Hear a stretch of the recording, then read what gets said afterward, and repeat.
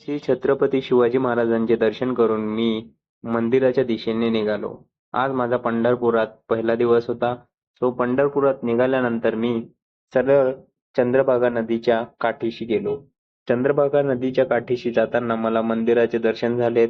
मंदिराच्या आजूबाजूला बरेचसे वारकरी आणि भक्त जमलेले होते.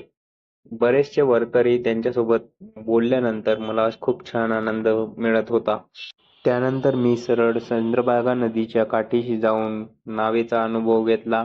नावेचा अनुभव हा खूप छान होता. इथची मंदिरे पण खूप आकर्षक आणि जुन्या जमान्याची होती. जुन्या जमान्याच्या मंदिराचा व्हिडिओ बनवून मी पुढे चाललो. त्यानंतर मला एक नाववाला भेटला. नाववाल्याने मला 100 रुपये मागितलेत आणि 100 रुपयात त्यांनी पूर्ण नदीचे माझे एकट्याचे दर्शन करवले. चंद्रभागा नदीमध्ये बोटीचा अनुभव घेतल्यानंतर मी सरळ बाहेर निघालो. बाहेर निघाल्यानंतर मला द्वारकाधीश मंदिर मिळाले. त्याचे दर्शन केल्यानंतर शिव मंदिर मिळाले. शिव मंदिरचे दर्शन केलेत. शिव मंदिरचे दर्शन केल्यानंतर सरळ मी मंदिराकडे निघालो. मंदिरामध्ये खूप गर्दी होती. गर्दी असताना माझे 2 तास मला लागलेत.